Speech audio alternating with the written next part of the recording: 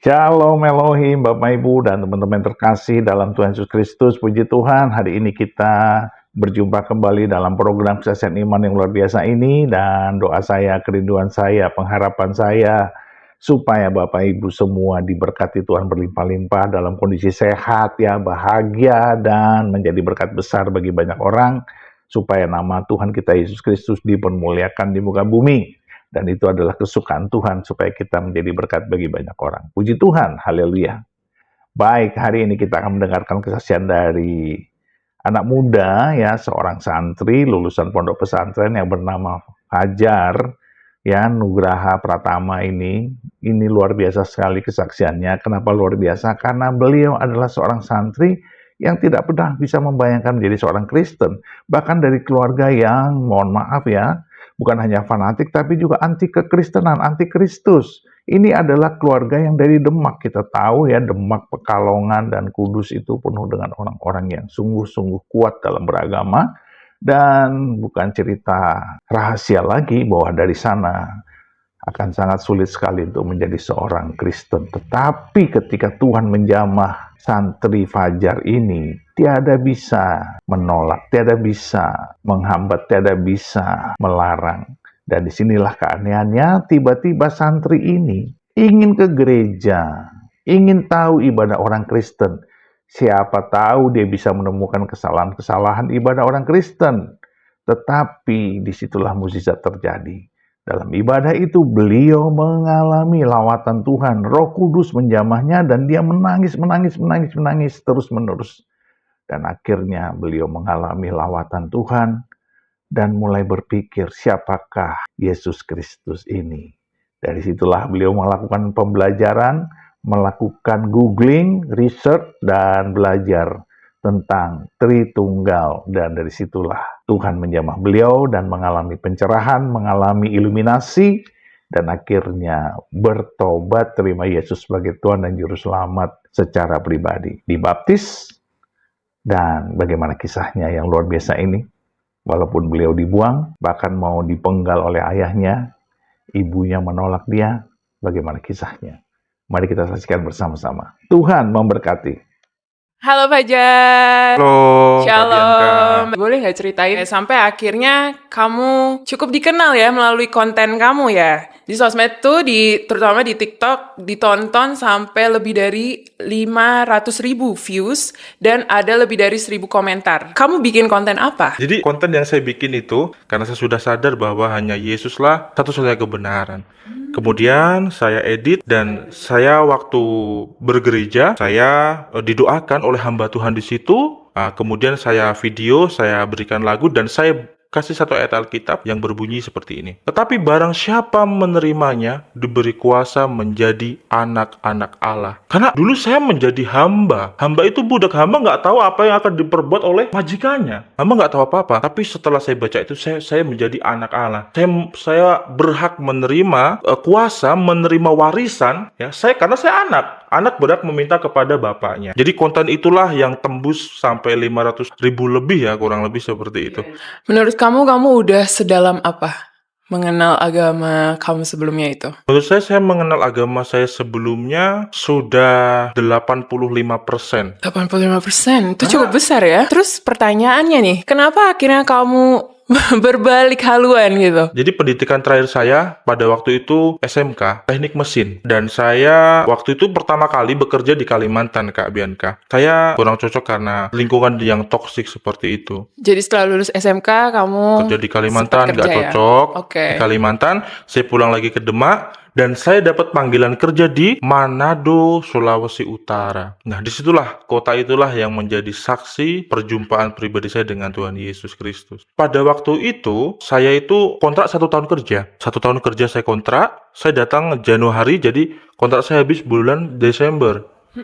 Nah, bulan Januari saya bekerja normal, seperti biasanya. Saya mengikuti ajaran agama saya berkumpul dengan teman-teman seiman.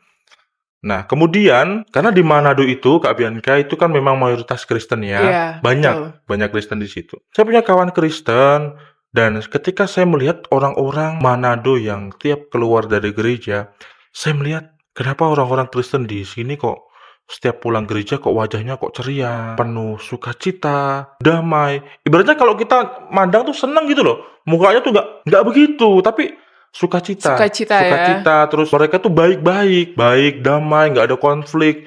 Mereka tinggi toleransi, tuh walaupun mayoritas Kristen ya. Sampai suatu ketika di bulan 6 titiknya. Kak Bianca, tahun 2024, tanggalnya saya lupa. Saya bilang sama teman saya yang Kristen, teman kerja saya, bro, kita mau ikut pangana kita mau ikut pangana ibadah dan ke gereja. Teman saya bilang, oh serius nggak? Oh iya kita serius, kita penasaran dengan api ibadah. Pada waktu itu kenapa saya bisa penasaran? Karena begini kak, saat saya di keyakinan saya sebelumnya, bahwa orang Kristen itu adalah orang kafir yang mengatakan bahwa Allah itu punya anak. Jadi saya asal ikut-ikutan. Kita ikut-ikutan kan mau Iya, gimana iya. lagi? Pikiran kita udah kotor dari sananya. Tetapi entah Roh Kudus sudah mulai mendorong saya, kamu harus cari tahu siapa Yesus. Kamu harus cari tahu. Jadi tiba-tiba hati saya kayak pengen cari tahu. Nah, kebetulan memang sifat bawaan saya itu, saya kalau belum tahu, saya belum percaya. Itu pada saat itu kamu masih rajin beribadah Masih di rajin agama beribadah. kamu saat itu? Iya. Terus apa yang mendorong kamu akhirnya mau penasaran banget selain kamu melihat orang Kristen setelah ibadah tuh sukacita? Selain itu mungkin ada nggak dorongan lainnya? Oke, saya pengen tahu orang Kristen di gereja tuh kalian tuh ngapain aja sih gitu kan? Yang kalian nyanyikan tuh apa? Gimana rasanya sih ke gereja tuh? Iya, Kok iya. kalian happy banget? Iya. Doktrin yang saya terima dulu adalah di gereja jingkrak-jingkrak, nggak jelas gitu kan, penyembah manusia dan lain sebagainya. Pada waktu itu Roh Kudus menuntun saya di bulan 6 dan puji Tuhan teman saya waktu saya tanya gitu teman saya merespon dengan baik. Bahkan saya tanya begini, nanti di gereja ditanya KTP nggak ya? Karena saya kan Takut belum ya? pernah, iya takut. Nanti kalau ditanya KTP gimana ya? Begitu kan? Kalau ditanya KTP bagaimana? Jadi kamu sempat merasa takut tertolak ya? Aku tertolak karena ya kita kan masih baru pertama kali. Saya tanya nanti Mbak KTP nggak? Nanti saya bawa uang berapa? Nanti saya bagaimana? Gimana sih cara ibadahnya? Iya. Nah beliau bilang, udah Jar kamu ikutin aku aja. Pakai baju kemeja yang sopan, celana panjang, sepatu, kita ke gereja. Tibalah saya di gereja pada waktu itu. Saya masih ingat sekali, saya duduk di kursi nomor 3 dari depan mimbar. Oke. Di gereja Tiberias Manado, Gedung Juang 45. Sekali lagi saya bukan meninggikan nama gereja, tapi ini pengalaman pribadi saya teman-teman, jadi yang harus saya bagikan kepada kalian. Pada waktu itu, saya itu di Manado itu kak, saya sering mendengar lagu rohani. Tapi saya merasa lagu rohani itu mati. Mati gimana maksudnya? Contoh, ada orang Kristen pakai kalung salib, putar lagu rohani sambil mabuk sama ngerokok. Paham ya? Lagunya tidak punya kuasa. Karena saya rasa ketika mereka melakukan seperti itu Kamu melihat ketimpangan saya ya? melihat ketimpangan, kok nggak pas ya kalian nih. Jadi saya sudah terbiasa dengan lagu, tapi biasa aja, nggak ada pengaruh sama saya. Mau dikasih toa 10 pun kalau nyanyi kalian ini nggak akan pengaruh sama saya. Saya bilang begitu. Sampai saya di gereja pada waktu itu, kemudian ada beberapa lagu pujian. Cuman pada titiknya, ini kita di gereja kan duduk ya, duduk Iya. begini ya. Saya nyanyikan lagunya ya. Ku telah mati dan tinggalkan. Saya rebah. Ini lutut saya menyentuh ke tanah. Iya. Saya mengangkat tangan saya. Cara hidupku yang lama semuanya sia-sia. Di situ di dalam alam bawah sadar saya teringat akan dosa-dosa saya. Saya teringat akan pelanggaran-pelanggaran yang sudah saya lakukan. Saya teringat akan segala bentuk yang mendukakan hati Tuhan. Dan pada waktu itu, waktu saya mengangkat tangan begini, saya menangis. Saya masih ingat pada waktu itu, Tuhan Yesus, ampuni saya Tuhan. Padahal saya baru pertama kali. Saya bisa menangis sedemikian kerasnya, sampai gereja itu heboh. Karena cuma saya sendiri yang menangis kan. Yang lain menangis tapi mungkin cuma biasa aja. Karena mereka sudah terbiasa dijamah oleh Roh Kudus. Saya kan baru pertama kali. Dari mana kamu tahu itu jamahan Roh Kudus? Karena saya pada waktu saya mengangkat tangan, saya betul-betul menyaksikan Yesus datang dan memegang tangan saya. Jadi saya ketika mengangkat tangan, saya mohon ampun atas dosa-dosa pelanggaran saya. Yesus tersenyum dan memegang tangan saya pada waktu itu. Dan di situ saya semakin nangis. Jadi saya selalu ingat lagu itu. Saya ingat lirik-liriknya. Ku telah mati dan tinggalkan. Dari lagu itu apa sih yang akhirnya diingatkan ke kamu tuh? Yang saya ingat dari lagu itu adalah bahwa ketika saya mengikuti Kristus, hidup yang lama saya sudah mati, sudah saya kubur, sudah saya tinggalkan. Karena semuanya itu sia-sia. Kita mau berbuat baik seperti apapun, kalau kita tidak percaya kepada Yesus, maka semuanya seperti kain kotor. Kamu kan ketika mendengarkan lagu itu, ikut menyembah, kamu diingatkan kembali akan masa lalu kamu. Ya, akan dosa-dosa saya. Boleh ceritain nggak dosa-dosanya itu seperti apa? Mungkin dulu waktu saya bekerja, saya pernah minum, saya pernah mabuk, saya pernah main judi online, kemudian saya pernah pacaran melebihi batas, ya, dalam tanda kutip itu berzina dengan pacar, ya. Setelah itu saya teringat, sudah banyak Tuhan dosa yang saya lakukan. Bahkan saya merasa untuk datang ke gereja pada waktu itu saya ini nggak layak Tuhan, tapi Yesus mengangkat tangan saya dan dia sambil tersenyum. Tapi dia nggak ngomong apa-apa, dia cuman pegang tangan saya dan tersenyum. Di situ saya betul-betul menangis ketika penyembahan, saya merasakan hadirat Tuhan.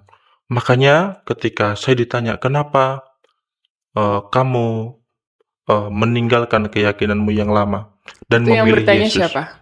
Teman-teman yang di TikTok, yang di WhatsApp, teman-teman saya bertanya seperti itu. Saya jawab karena saya mengalami Tuhan, bukan kata pendeta. Saya mengalaminya sendiri. Saya mengalami perjumpaan dengan Tuhan Yesus.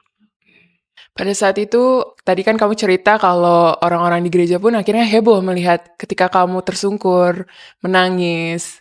Lalu adakah orang yang menghampiri kamu pada saat itu? Oh ada.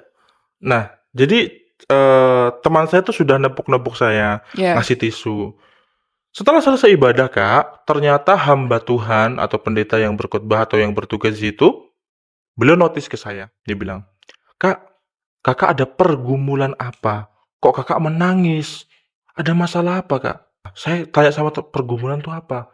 Pergumulan itu masalah karena kita nggak tahu kan, Belum terbiasa ya belum dengan terbiasa dengan bahasa-bahasa bahasa itu ya. pergumulan kan. Iya.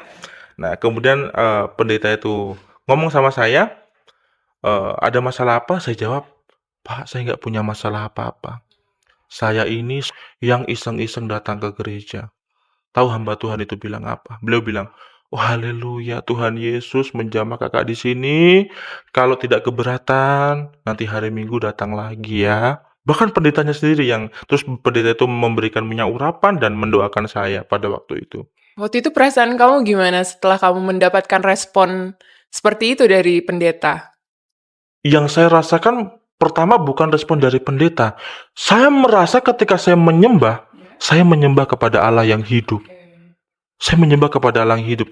Saya betul-betul ketika saya ngomong tuh terdengar, ada feedback.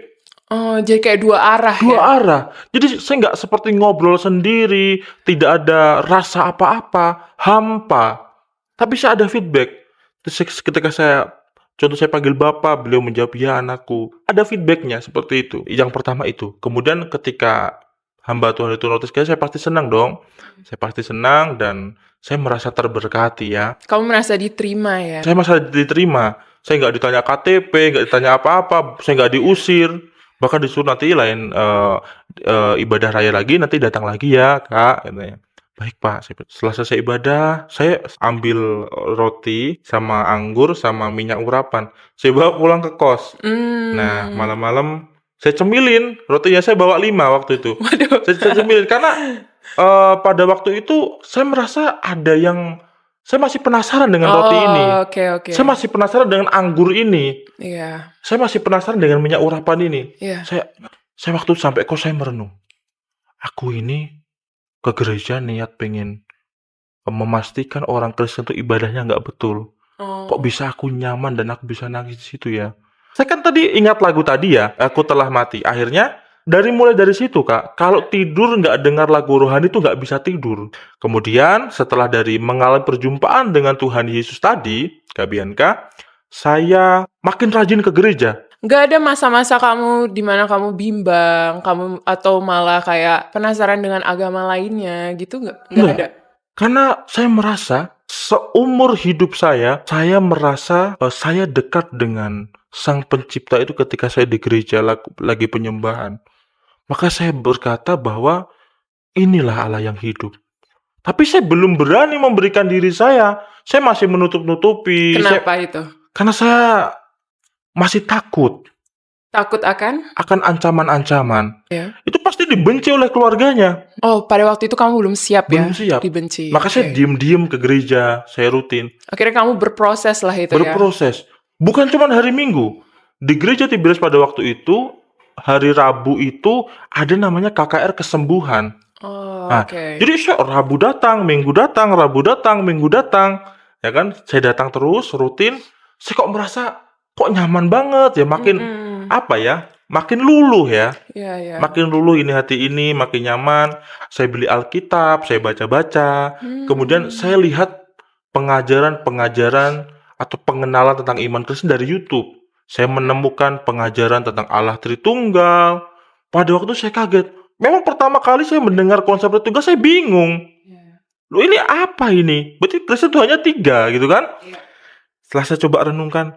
Nah, kebetulan video waktu itu yang sedang membuat video itu adalah Elia Myron. Saya putar mungkin kurang lebih selama nggak kehitung, Kak. Saya putar terus. Itu Maksudnya menjelaskan apa? yang tentang Tritunggal Tritunggal. itu. Saya mau tahu Tuhannya orang Kristen seperti Oh, itu apa. kamu cari tahu sendiri ya? Saya cari tahu sendiri. Oh. Saya cari tahu Tuhannya Kristen itu siapa.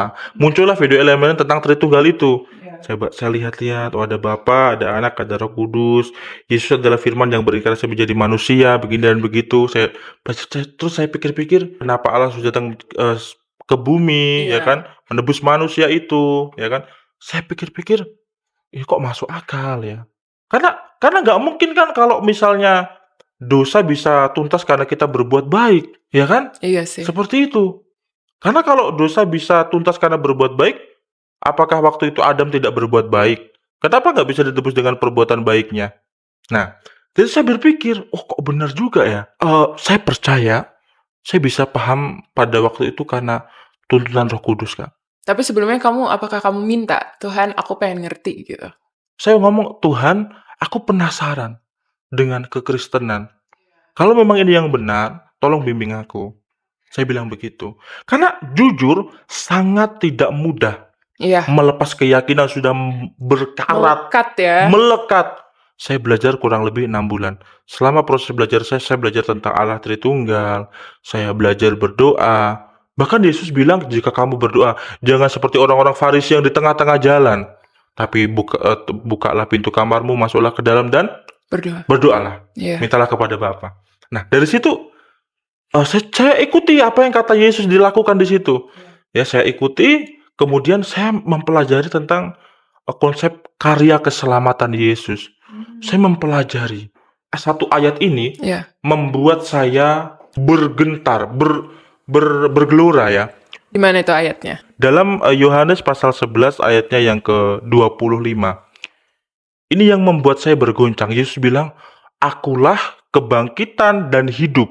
Barang siapa percaya kepadaku, ia akan hidup walaupun dia sudah mati. Ketika saya pelajari ayat ini, kami di keyakinan kami yang lama pada waktu itu ya, kami percaya bahwa kami akan dibangkitkan pada akhir zaman atau ketika kami sudah mati, kami akan dibangkitkan. Tetapi siapakah pelaku atas kebangkitan itu? Nggak pernah tahu itu. Nggak pernah ada. Oh, Kitab suci mengklaim bahwa kita akan dibangkitkan pada akhir zaman. oke. Kita akan dibangkitkan setelah kita mati. Siapa pelakunya? Siapa yang sudah melakukannya? Dan saya berpikir, Alkitab mencatat, Yesus mati dan dia bangkit dari antara orang mati. Dan dia bilang, aku dalam Yohanes pasal 10 ayat 28, aku memberikan hidup yang kekal kepada mereka. Dan mereka pasti tidak akan binasa sampai selama-lamanya. Saya berpikir, Yesus ini adalah Allah yang hidup, yang nyata, yang langsung mengeksekusi apa yang sudah dikatakannya. Ketika Yesus bilang, akulah kebangkitan, dia bangkit. Iya. Ya kan? Barang siapa percaya kepadaku, ia akan hidup walaupun dia sudah mati. Yesus membuktikannya. Dia mati dan dia bangkit. Jadi bukan cuma omong kosong. Sekarang banyak kan orang bilang, aku ini penyempurna, tapi apa yang disempurnakan? Tidak ada. Ditanya, apa yang disempurnakan? Terdiam.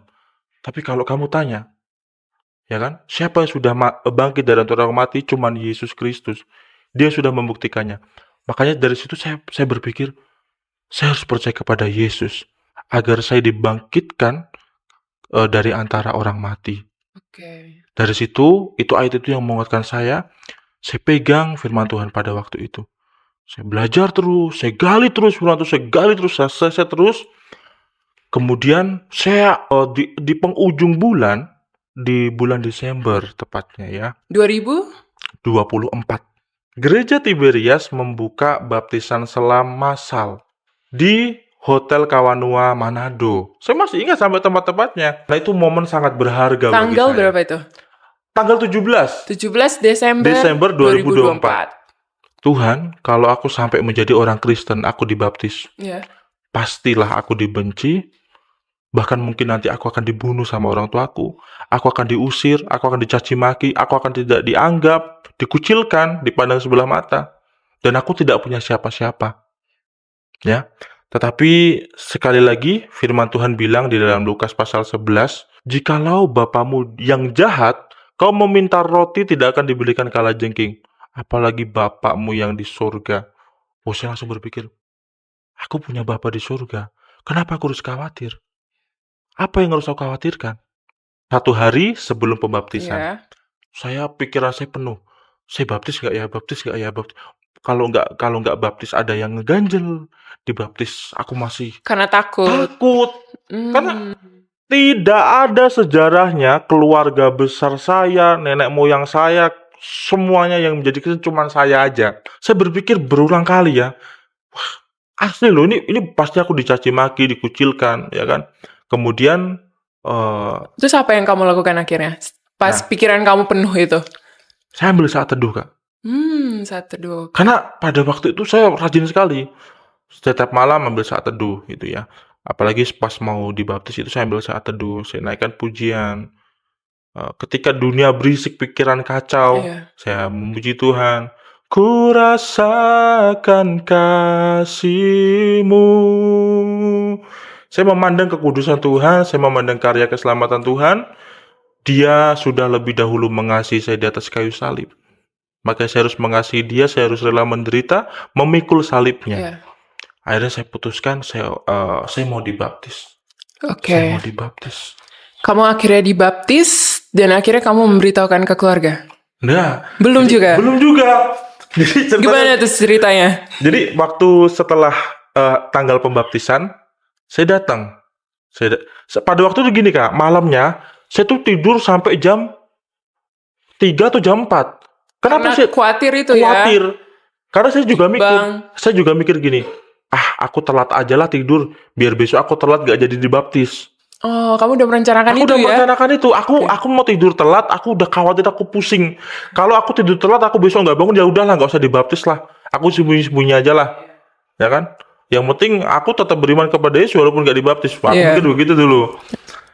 Akhirnya, walaupun saya bangun jam 4, Kak, Tuhan bangunkan saya jam 7 pagi. Dan acara baptisnya itu jam? Jam 8. Kan biasanya kalau kita masih ngantuk tuh saya kan masih Gen Z ya. Kan kita kan pasti masih main HP, scroll HP, males-malesan kalau masih ngantuk kan. Tapi itu enggak. Bangun keinget, wah aku dibaptis. Mandi. Langsung semangat ya? Langsung semangat, mandi, makan. Nah, yang mendampingi itu rekan saya. Rekan yang pertama kali ke gereja waktu itu, Ngajak rekan waktu kerjaku. itu. Mungkin bisa say hi. Siapa Ya. nama temennya? Rivaldo, yang di Manado ya. Shalom. Iya. Biasanya Jar, di gereja sini ada namanya sakramen pelepasan. Kayak gimana itu sakramen pelepasan? Bukan sakramen tapi ibadah pelepasan. Jadi ketika nanti kita mau masuk kolam, kita harus bersih. Kita sudah tanggalkan jimat-jimat, segala macam, kutuk nenek moyang semuanya sudah kita bersihkan, kita bereskan. Di situ saya lompat-lompat, Kak. Saya gimana ya? Saya kan dulu kan waktu masih di agama saya yang lama, saya suka cari-cari keris, Oh gitu. suka cari-cari batu-batu yang aki-aki gitu loh. Kami ada mantra-mantra gitu, Kak. Oh gitu. Kayak apa yang ngomongnya ya? Ilmu-ilmu yang sudah diwariskan gitu loh. Kayak ilmu napak tilas, lembu sekilan, gitu-gitu, ilmu Itu kejawen. termasuk kayak budaya di sana juga di Demak? Iya, di Oke. situ. Adalah teman-teman yang bisa begitu, saya belajar. Sering ngambilin batu kayak gitu. Iya. Pernah batu itu cincin kan dapatnya kan batu. Iya. Saya rakit menjadi cincin, ketinggalan di toilet, cincinnya udah balik lagi ke lemari. Lemari di rumah? Lemari di rumah saya. Kok bisa ya? Nah, itulah hal-hal yang Iya, saya iya, alami iya. dulu. Dari situ, Kak, Saya ketika pelepasan, pendeta itu bilang, "Segala yang terikat pada dirimu, kami lepaskan dalam nama Yesus." Saya meronta-ronta di situ. Saya, apa ya, ibaratnya semua daleman perut nih keluar semua. Muntah. Ibu, kalau Kakak tahu orang ngecor jalan, Iya, iya. gitu keluar semua. Udah saking betul-betul lepas semua kan. Iya, iya. Pendeta itu tiba-tiba datangin saya, dia pegang kepala saya.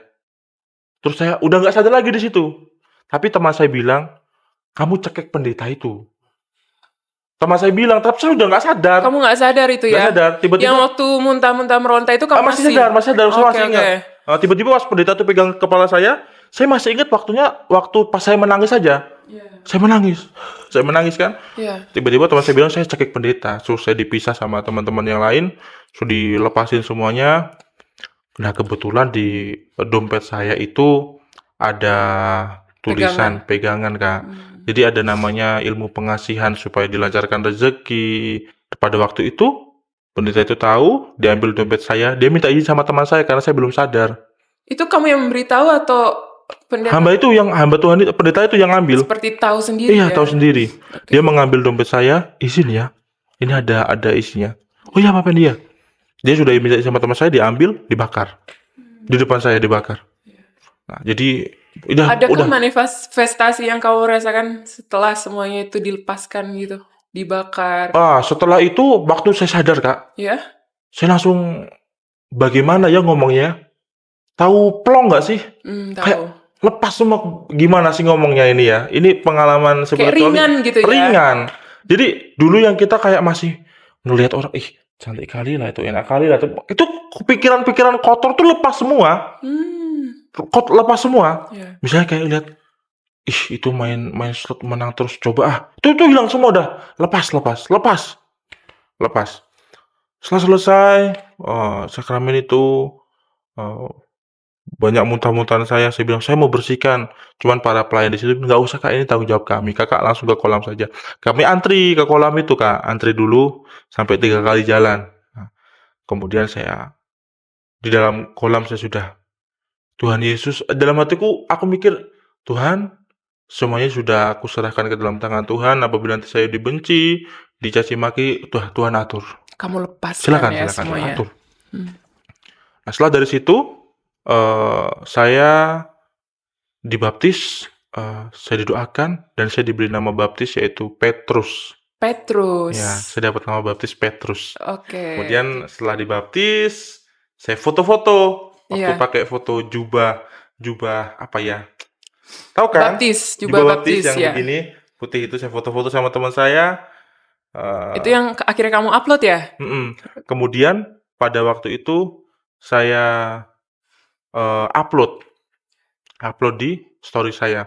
Saya kan sudah bilang, dari bulan 6 pertama kali saya masuk ke gereja sampai bulan 12 dibaptis, saya nggak pernah tahu orang tua saya, teman-teman saya sudah Kristen. Walaupun saya sering bikin lagu rohani, tapi yang saya lihatkan tuh cuma teman-teman jauh, yang saya hello aja gitu loh. Tapi maksudnya kamu hide orang-orang terdekat gitu? Jangan sampai orang tua aku tahu. Oke. Karena aku mikir gini, Kak, kalau sampai orang tua aku tahu, orang tua aku sakit, dia mati bagaimana? Dia meninggal bagaimana? Saya berpikir sejauh itulah, kira-kira seperti itu. Saya tuh lupa habis nge-save nomor WA temanku, teman dekat. Dia ganti nomor. Dia bilang, "Jar, save WA aku baru." Kan? Saya lupa privasi dia, paham ya? Jadi dia bisa lihat. Dia bisa lihat. Nah, jadi ketika saya upload foto itu, dia lihat. Aku langsung, aduh Tuhan Yesus, gimana ini? Iya. Aku udah deg-degan, paham ya? Udah keringet dingin. Aku langsung hapus itu fotonya, Kak.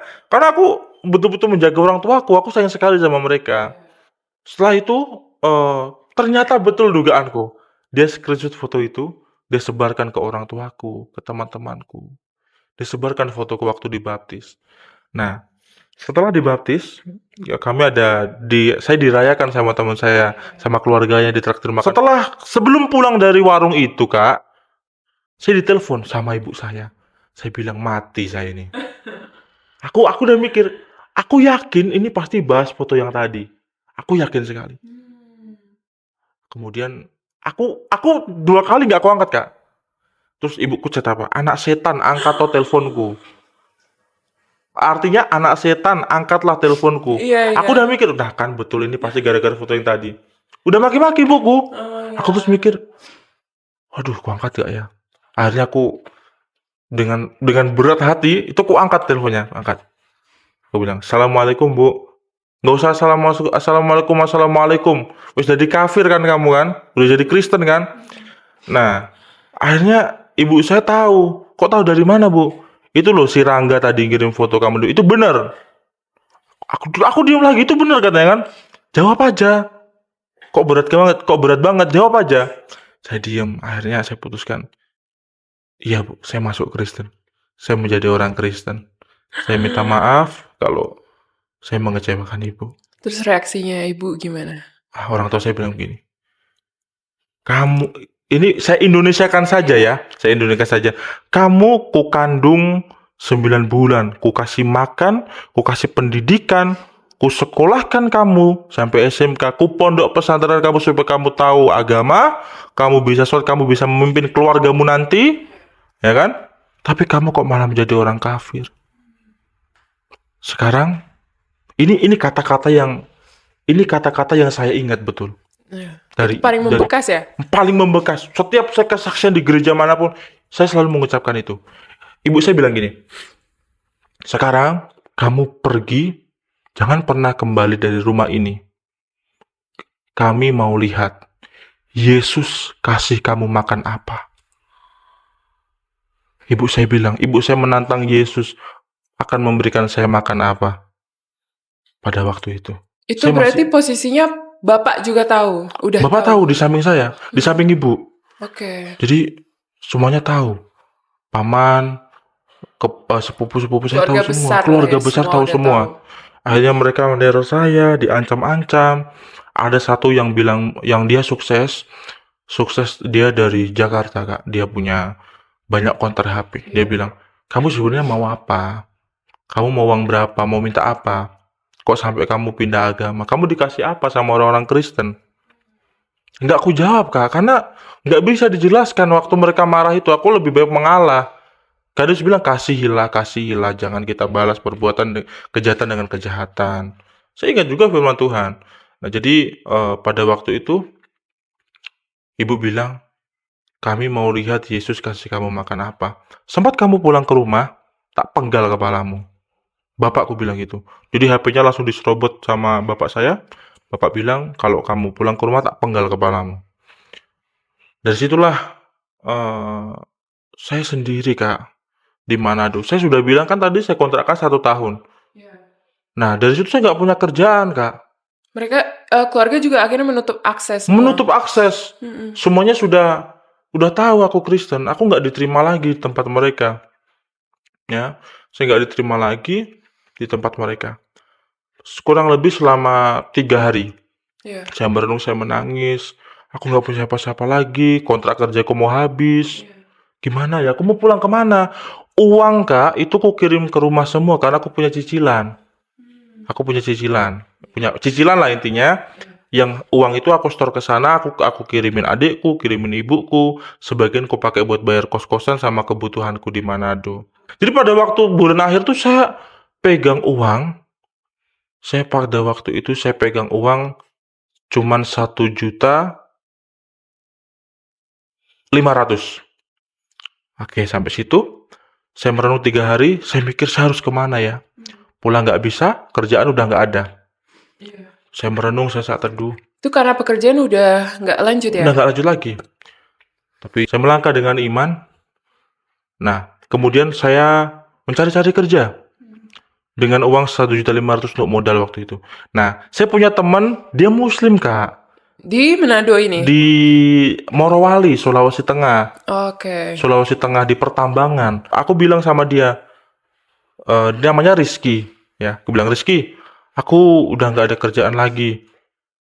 Aku udah murtad juga. Iya, aku tahu kamu udah murtad, ya kan? Tapi nggak apa-apa, itu kan pilihanmu. Kaget saya kan. Kok dia nggak fanatik ya? Maksudnya dia bertoleransi besar, satu orang ini. Iya. Nah, orang inilah yang pada waktu itu dia membantu saya untuk mendapatkan pekerjaan, Kak. Dia bilang, sudah, kamu mau jadi Kristen itu pilihanmu. Intinya kita jangan saling ganggu. Dia sholat, saya diem. Saya saat teduh, dia diem. Kami bertoleransi di kos. Saya datang ke tempat dia, saya bawa uang 1.500.000. Saya buat ongkos dari Manado ke Morowali, naik travel 3 hari 3 malam. Kalau teman-teman yang tahu perjalanan itu ongkosnya sekitar 1.200.000 naik travel. Nah, saya bekerja di situ, saya modal 300.000, saya harus beli seragam, beli sepatu. Nah, sempat di titik pada waktu saya itu berpisah kos sama teman saya. Ada di suatu titik, saya kehabisan uang karena uang sisa 300 ya, sisa 300. Saya pikir dia mau nolong saya. Tahu-tahu ya di tengah jalan baru dapat 1 minggu sama dia ada penghujatan. Jadi saya sama dia cuma 1 minggu aja numpang di kosnya. Karena dia menghujat terus kan, saya nggak tahan kan. Pindah lagi Pindahlah berarti. saya ke kos, pindah kos. Saya bilang sama ibu kos, Bu, saya mau ngekos, saya jaminkan KTP sama ijazah saya. Oke. Nah setelah itu saya bekerja dan uang saya 300.000 dan gajian itu Kak masih kurang 1 minggu. Gajian kurang 1 minggu, saya uang sisa 40.000.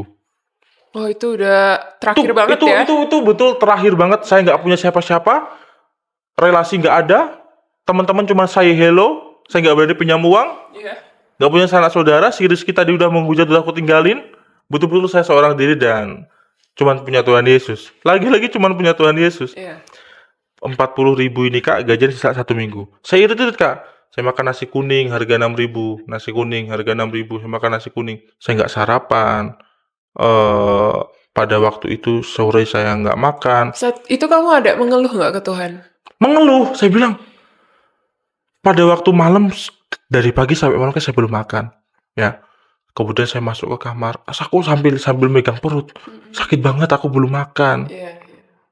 Aku ini kadang aku kalau diputus gini kadang menangis ya, tapi aku keinget di mana pada waktu itu aku ngomong sama Tuhan, Tuhan Yesus, aku lapar, aku nggak punya orang tua, aku nggak punya saudara, nggak punya siapapun yang bisa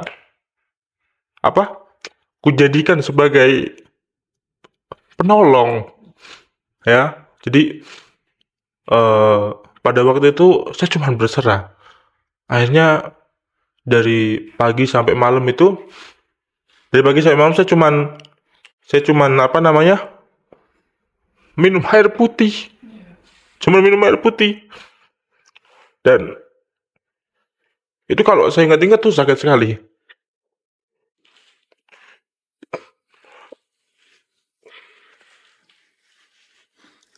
Waktu itu kamu curhat ya ke Tuhan. Rasanya gimana? Ya. Kalau saya mengingat hal itu, saya nggak makan 4 hari karena betul-betul nggak ada siapa-siapa Kak yang mau nolong Kak.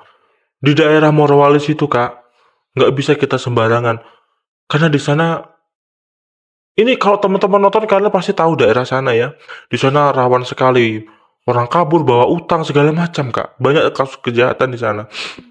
Makanya orang warung nggak gampang percaya sama saya. Sekalipun saya kasih jasa Kak.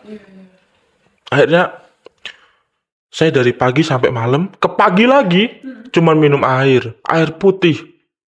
Saya berani nggak jalan dari kursi ini kalau saya berbohong. Saya cuma minum air putih. Kemudian, aku nggak nyangka pada waktu itu, ibu yang biasa aku beli nasi kuningnya, ya, itu memberikan aku nasi karena dia ada syukuran. Nasi kotak Nasi gitu ya? kotak begitu. Aku dari situ menangis. Aku udah betul-betul mau mati Kak. Udah nggak kuat, udah nggak bisa makan, nggak ada yang ngasih makan. Aku beli nasi kotak, aku dikasih nasi kotak sama ibu warung nasi kuning biasa aku beli tadi, aku makan. Aku makan 2 kali kok awet-awet nanti buat nanti malam lagi. Karena pagi itu aku kerja kan, pagi kerja, nanti pulang kerja makan nasi itu lagi. Nah kan, sampai 2 hari masih nunggu gajian. Akhirnya aku punya HP satu-satunya. Jadi aku ini masih punya harta Kak, yaitu HP. Satu-satunya tapi? Satu-satunya itu cuman HP sama Iya. charger aja. Aku terus mikir, sampai aku mau makan, aku bilang sama ibu itu gini, ibu yang punya warung nasi kuning, Bu, tolong tumpangi saya makan. 2 hari saja sampai saya gajian. HP ini ibu pegang aja buat jaminannya, saya nggak akan kabur. Nah, ibu itu bilang apa? Udah nggak usah, HP-nya bawa aja. Ini saya kasih utang kamu makan, yang penting dibayar ya. Dari situ saya merasa Tuhan Yesus. Terima kasih Aku ya. di situ aku mengucap syukur, aku bisa makan, ya kan?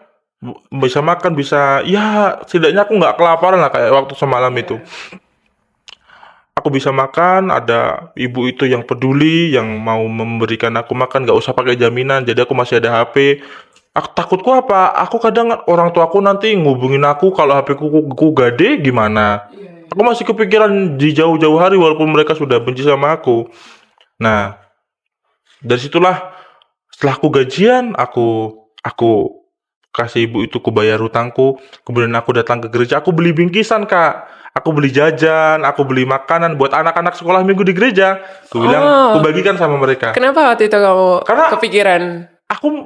Aku mikir Yesus tuh sudah memberkati saya. Oh. Saya nggak, Tuhan biarkan saya terjatuh, tapi nggak sampai saya tergeletak. Jadi kamu memberkati Saya orang memberkati, lain lagi. saya belikan snack.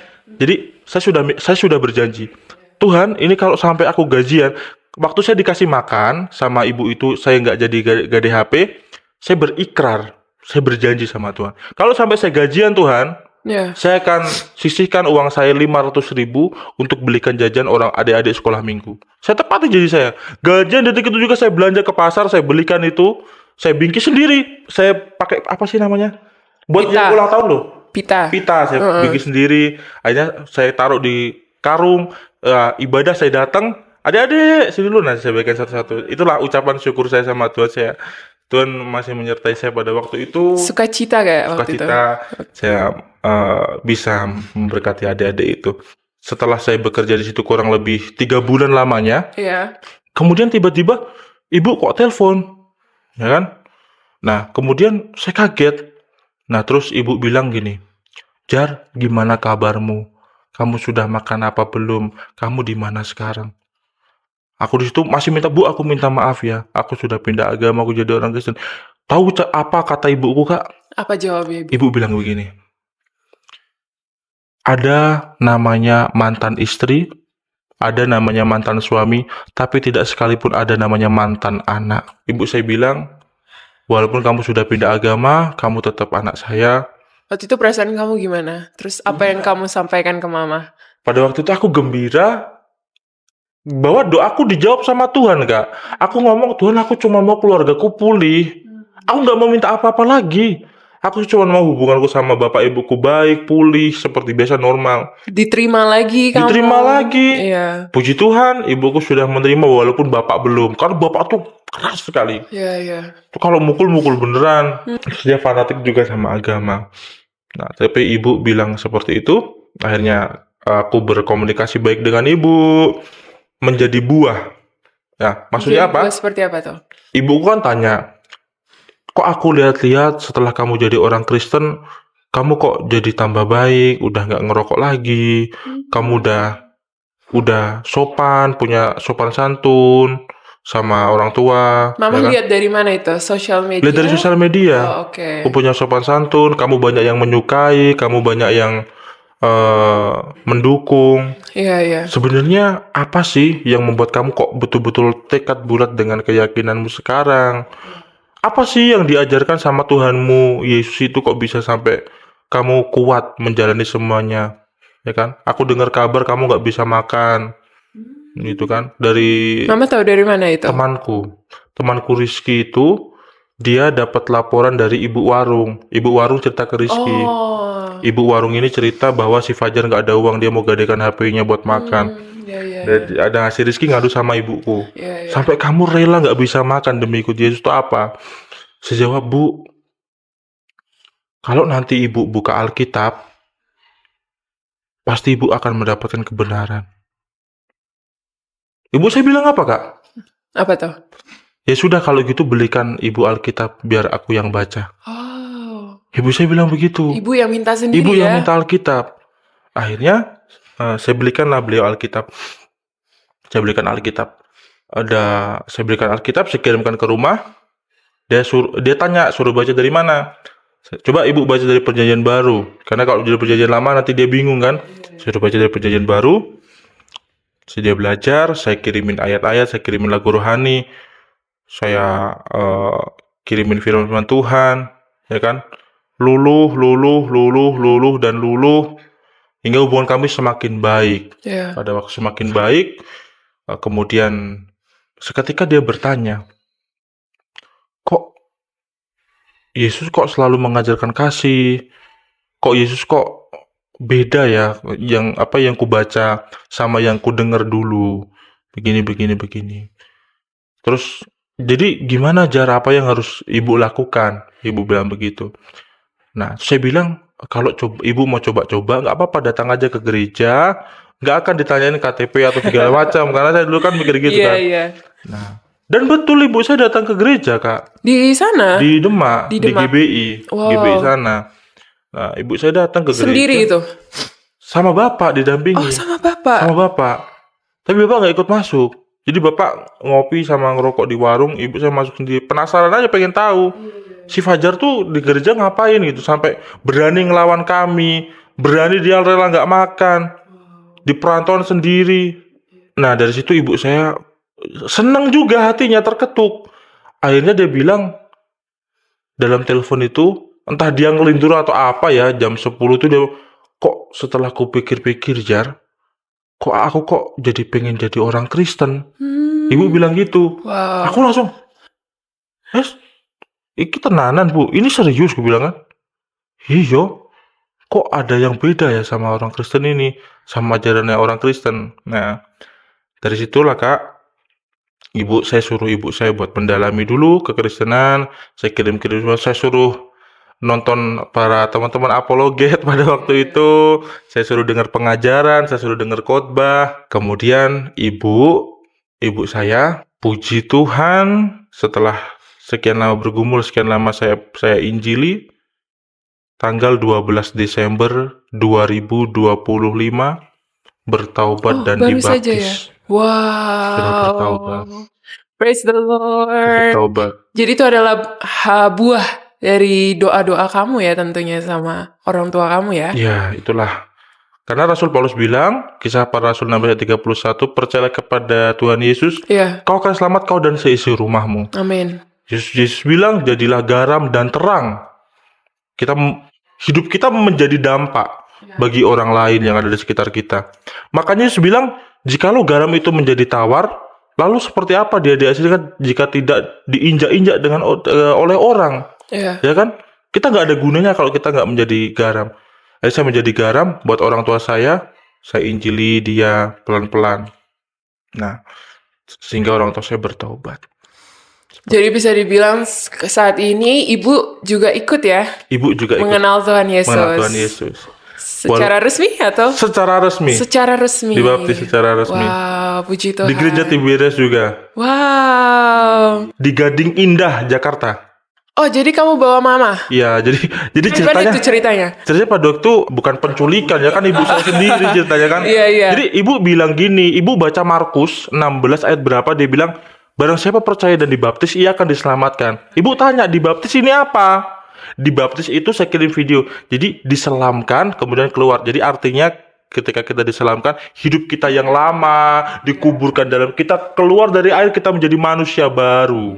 Saya bilang kan kepada ibu saya, kemudian ibu saya nurut. Ya sudah, di mana ada baptisan? Saya cari-cari info Kak. Saya datang ke gereja Tiberias. Pas kali di gereja Tiberias tanggal 12 Desember 2025 ada baptisan selam di Gading Serpong. Gading Indah. Jakarta kan? Jadi kamu juga ke Jakarta, mama ke Jakarta? Saya bawa ibu saya dari tempat saya, Oke. dari Demak, ya kan? Saya bawa ke Semarang naik kereta api. Oh, jadi kamu sempat pulang ke Demak Pulang, dulu tapi ya? saya nggak ketemu keluarga, saya takut. Termasuk bapak? Termasuk bapak. Bapak masih belum mau ketemu kamu? Tapi ibu bilang gini Kak, sama bapak ya, Pak, aku udah bulat, aku mau jadi orang Kristen kayak Fajar. Aku nyaman. Ah, bapak saya tahu bilang apa? Mungkin karena bapak saya cinta sama ibu saya ya kan? Oh iya, mungkin. Jadi bapak bilang gini, ya sudahlah, ini kan keluarga kita, mau gimana pun ya inilah keluarga kita. Tapi yang penting Jangan sampai orang rumah tahu bahwa kamu Kristen. Jangan sampai orang rumah tahu ibu saya Kristen. No, jangan sampai tahu. Karena kalau tahu pasti dikeluarkan sama kayak saya, mungkin disuruh cerai. Dan bapak saya tidak menginginkan perceraian itu. Kalau untuk Bapak, harapan kamu dari hati kamu sebenarnya apa sih harapannya untuk Bapak? Jujur dari dalam hati, aku yakin dan percaya kalau dulu aku menjadi garam dan terang bagi ibuku, Ya, maka sekarang ibuku lah yang menjadi garam dan terang bagi mereka. Amin. Saya percaya melalui itu. ibu ya. Melalui ibu saya. Karena ibu saya lah yang mengajarkan adik-adik saya nanti, yang mengurus bapak saya. Saya percaya. Saya percaya firman Tuhan iya dan pasti digenapi. Bahwa kalau satu orang bertaubat, seisi rumah pasti diselamatkan. Saya Amin, percaya itu. amin. Dan saya percaya orang tua saya membawa keluarga saya semuanya untuk menjadi pengikut Hubungan Kristus. semua dipulihkan. Itu semua dipulihkan, semuanya pasti tergenapi. Saya percaya itu. Dan oleh karena kasih karunia Tuhan, sekarang hubungan saya dengan ibu dan bapak itu sudah membaik. Puji Tuhan. Puji Tuhan. Tapi dengan keluarga belum. Saya nggak masalah sama keluarga yang lain. Ya, Karena mau kamu menjauh silakan, tapi jangan orang tua saya. karena yang paling penting Kan keluarga inti ya. Keluarga inti. Puji Tuhan, Tuhan pulihkan, Tuhan jamah doa saya nggak bisa makan, Tuhan pelihara. Dan Rasul Paulus bilang, Yesus Kristus tetap sama dulu, sekarang, dan selama-lamanya. Kalau dulu dia mampu melakukan mujizat, memberikan makan ribuan orang, maka dia Yesus yang sama yang saya sembah, yang akan memberikan segala yang saya minta. Saya percaya itu. Dia Yesus yang sama. Dari cerita kamu ini nih, dari penyertaan Tuhan sepanjang proses hidup kamu, ketika kamu menghadapi tantangan, tapi kamu tetap memegang teguh iman kamu, boleh ceritain gak sih penyertaan Tuhan apa saja sih yang kamu alamin, yang sampai akhirnya kamu percaya gitu, kalau gue bener nih memilih Tuhan Yesus sebagai juru selamat hidup gue. Jangan sampai kita menjadi Kristen hanya karena keturunan.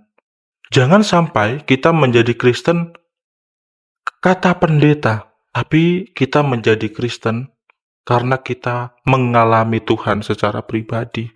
Kita merasakan kebaikan Tuhan.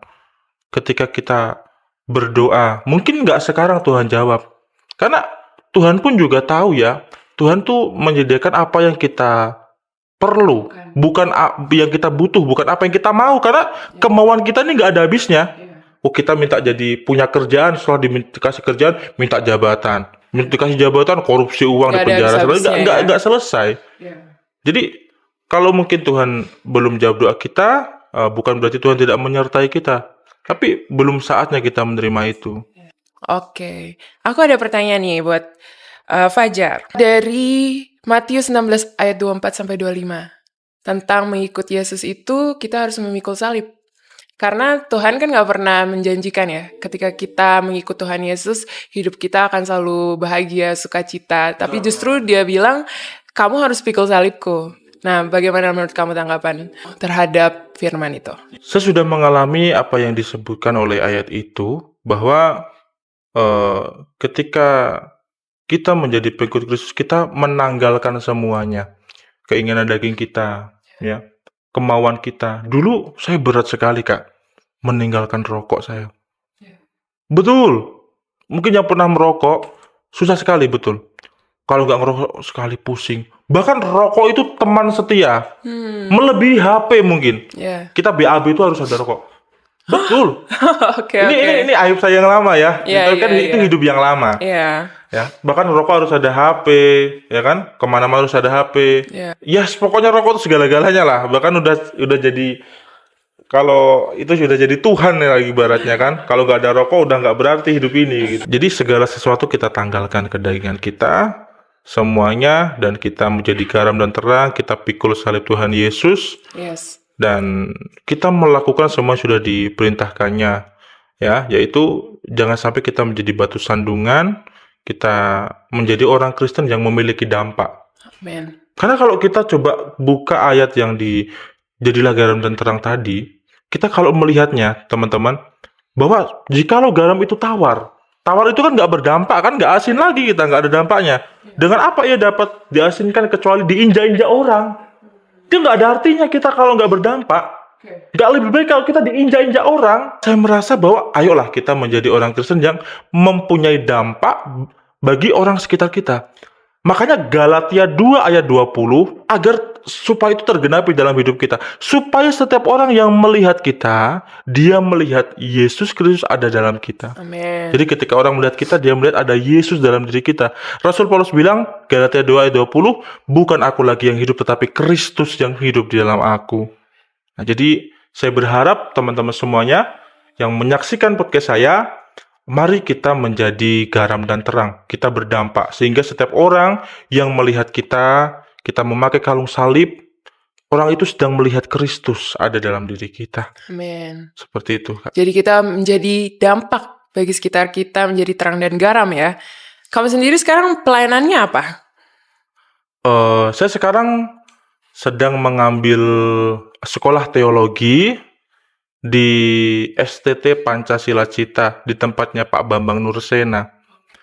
Saya berjuang sendiri, saya mendanai pelayanan saya sendiri. Saya kalau kirim-kirim Alkitab kepada para murtadin petobat baru saya pakai sendiri. Tetapi yang saya heran, saya nggak pernah kekurangan. Wow. Tuhan Yesus betul-betul mencukupkan segalanya. Saya percaya kalau saya sungguh-sungguh dengan Tuhan, Yesus pun sungguh-sungguh juga dengan saya. Amin. Dia nggak pernah main-main. Kalau kita main-main, ya wajar Tuhan main-main kan? Ya, jadi saya berikan segala apa yang saya punya, dan saya sekarang mengambil sekolah teologi saya. Saya mau melayani Tuhan lebih lagi. Saya minta Tuhan lebih lagi, dan saya sangat berharap kalau Tuhan pakai saya menjadi hamba Tuhan, menjadi seorang pendeta, dan saya akan menjadi saksi dimanapun saya berada, bahwa inilah saya dulu yang seorang santri sekarang bisa menjadi. Wow, keren. Kalau bisa dideskripsikan nih, menurut kamu Fajar sebelum mengenal Tuhan Yesus dan Fajar setelah mengenal Tuhan Yesus tuh perbedaannya seperti apa? Sebelum saya mengenal Tuhan Yesus, saya merasa hidup saya ini harus berbuat baik, walaupun saya masih berbuat dosa, supaya impas. Nah, jadi nanti di alam sana kita ditimbang-timbang. Mana nih yang lebih berat nih? Amalan baik kah, amalan buruk? Kalau amalan buruk lebih berat, masuk neraka. Kalau amalan baik lebih berat, masuk surga. Kalau sama-sama berat gimana? Ya. Nah, itu repot itu, Pak. Ya, itu repot sekali Kak Wianka. Iya, Kalau iya. sama-sama berat imbang gimana? Ya kan? Iya. Nah, itu yang repot. Jadi saya merasa bahwa dulu betul Kak, hidup saya itu sia-sia. Makanya saya bilang saya suka sekali lagu itu. Ku telah mati, ya. Hidup saya yang lama mati, saya tinggalkan, saya kubur dalam-dalam. Saya jadikan itu motivasi. Ketika orang-orang dari seberang yang belum mengenal Tuhan Yesus, saya bisa menyampaikan Yesus kepada mereka. Jadi ketika teman-teman setiap hari masih mencari jalan yang lurus, maka Yesus tuh dengan tegas bilang, Ana atoriku wal haq wal hayat. Akulah jalan dan kebenaran dan hidup. Tidak ada seorang pun, kata Yesus. Sudah nggak ada jalan lain. Kalau kamu mau sampai kepada Allah, sampai kepada Bapa, harus lewat Yesus. Kalau nggak, udah nggak ada jalan lagi. Banyak jalan menuju Roma, tapi ke surga cuma lewat Yesus Kristus. Ya. Terakhir nih Fajar, mungkin kamu bisa kasih encouragement ke teman-teman Super Youth yang lagi nonton. Mungkin mereka sedang mengalami pergumulan. Mereka mau lepas dari dosa mereka, tapi kok kayak susah. Atau mereka kayak pengen mengenal Tuhan Yesus lebih lagi, tapi kayak mereka tuh dengan kondisi mereka terbatas. Mungkin kamu ada kata-kata penyemangat buat mereka. Nah, teman-teman Super Youth yang dimanapun teman-teman berada yang mendengarkan suara saya, yang pertama, bagaimana ketika teman-teman masih melakukan dosa dan pengen terlepas dari dosa itu. Nah, maka Tuhan Yesus juga bilang dalam Matius pasal 11 ayat 28, marilah kepadaku semua yang letih, lesu, dan berbeban berat. Kalau kalian punya dosa, punya masalah, beban hidup, Tuhan Yesus bilang cuman, come on, datanglah kepadaku. Aku akan memberikan kelegaan, kata Tuhan Yesus. Nah, itulah yang saya lakukan dulu. Ya, saya punya masalah, pergumulan, tapi saya mau terus datang kepada Tuhan Yesus. Dan kalau ada di antara teman-teman yang mau meninggalkan Tuhan Yesus, harus berpikir lebih lagi ya. Karena Yesuslah satu-satunya sudah menyatakan dirinya. Dia adalah Allah yang hadir dan mampu menjadi manusia Dia bersama-sama dengan kita, diam di antara kita, dan dia rela mati bagi kita, dan dengan kuasanya, karena dia adalah Allah, dia bangkit dari antara orang mati. Dan bukan hanya bangkit, Yesus bilang, aku akan pergi ke rumah Bapa, menyediakan tempat bagi kamu, supaya di mana aku berada, di situ juga kamu berada. Mungkin kalau kamu meninggalkan Yesus karena pasanganmu, atau kamu punya cowok yang nggak bisa Kak Fajar, dia hidungnya sudah mancung banget, ya kan? Apakah kamu yakin bahwa laki-laki itu akan setia? Tapi Yesus sungguh-sungguh setia, hingga dia mati di atas kayu salib. Maka dengan apa lagi kita menukar Yesus? Sungguh nggak ada lagi teman-teman. Nggak ada lagi. Kasih saya satu alasan untuk meninggalkan Yesus. Saya akan beri kamu 1000 alasan untuk kamu terus bersama-sama dengan Yesus. Fajar mungkin bisa juga tutup dalam doa untuk teman-teman Super Youth. Ya, Bapa yang baik, Bapa yang kami sembah, yang kami kenal di dalam nama Tuhan Yesus Kristus, kami mengucapkan syukur Bapa untuk kebaikan-Mu kepada setiap kami, apabila kami ada, sebagaimana kami ada hari ini, semua karena kebaikan-Mu. Engkau masih memberikan kami nafas kehidupan, memberikan kami makanan, minuman yang secukupnya ya Tuhan untuk kami, sehingga kami dapat melakukan podcast ini menjadi motivasi bagi teman-teman Super Youth dan siapapun yang mendengarkan podcast ini ya Bapak. Jikalau ada di antara kami yang mendengarkan podcast ini yang sedang jauh dari Engkau, kami mohon turun belas kasihan-Mu terhadap mereka. Engkau menjamah lagi mereka ya Bapa untuk datang kepadamu. Untuk mereka yang sudah meninggalkan Engkau ya Bapa, Engkau adalah gembala yang baik. Engkau akan mencari domba-Mu yang hilang, dan Engkau meninggalkan banyak domba-Mu untuk mencari yang satu yang hilang tadi. Terima kasih Bapak, Engkau berkati Super Youth menjadi dampak, menjadi motivasi, menjadi motivator bagi kami semua yang mendengarnya. Terima kasih Bapa di surga, terpuji, termulialah namamu, kami naikkan doa dan ucapan syukur ini di dalam satu nama yang kudus, nama Tuhan Yesus Kristus, haleluya, amin. Amin, amin. Terima kasih banyak Sama-sama. Fajar untuk Kak ceritanya, terus semangat dalam melayani Tuhan, Amin. menjadi dampak dan terang bagi dimanapun kamu ditempatkan Tuhan berada. Yes, terus semangat ya. Haleluya, haleluya, haleluya, puji Tuhan. Kesaksian yang dahsyat luar biasa dari santri Fajar. Bagaimana akhirnya dia dibaptis, dan sebelum dibaptis dia mengalami kelepasan setan-setan, jin-jin, demit-demit yang dahulu biasa bercokol di dalam dia, bergaul dengan dia. Karena di agamanya yang lama, masalah jin, masalah setan, demit itu bukan hal yang tabu atau dilarang, tetapi itu diizinkan, dibiarkan, dan itu marak di dalam kehidupannya, dan akhirnya dia mengalami kelepasan yang luar biasa. Dan disitulah Tuhan menunjukkan kuasanya, bahwa Tuhan tidak bisa dilawan. Yesus Kristus adalah Raja segala Raja. Nama Yesus, nama di atas segala nama. Siapapun nama yang bisa kita sebut, hanya nama Yesus yang berkuasa atas semua nama. Puji Tuhan, haleluya. Dan kita melihat akhirnya ibunya pun yang dahulu membuang dia, membenci dia, menolak dia, akhirnya murtad dan dibaptis. Wow, keren sekali. Dan bapaknya tidak bisa bilang apa-apa karena kekasih hatinya, yaitu ibunya, istrinya, itu bertobat dan dibaptis. Dan akhirnya bapaknya ikhlas, nerimo saja, legowo, dan menyerah, pasrah. Dan kita melihat pasti ke depannya keluarga ini diselamatkan oleh Tuhan. Karena kita mendengar sabda Tuhan, satu orang percaya, satu orang bertobat, seisi rumah diselamatkan. Hanya Tuhan Yesus dan kuasa Roh Kudus yang bekerja di dalam setiap hidup orang-orang yang merindukan keselamatan kekal di muka bumi ini. Teruslah percaya, teruslah setia, semangatlah di dalam Tuhan, teruslah menjadi berkat Bapak Ibu dan teman-teman semua. Ayo, mari kita bersaksi, mari kita memberitakan Injil, mari kita bersafaat. Ini adalah hal yang paling mudah. Kita masuk kamar kita berdoa untuk orang-orang di Indonesia, dari Sabang sampai Merauke, keluarga besar kita, tetangga kita, teman-teman kita, handai tolan kita doakan supaya mengalami kasih Tuhan. Dan mukjizat pasti terjadi.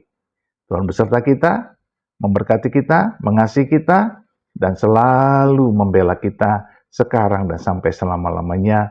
Di dalam nama Bapa dan Anak dan Roh Kudus, di dalam nama Tuhan Yesus Kristus. Haleluya, haleluya, haleluya. Amin, amin, amin, amin, amin.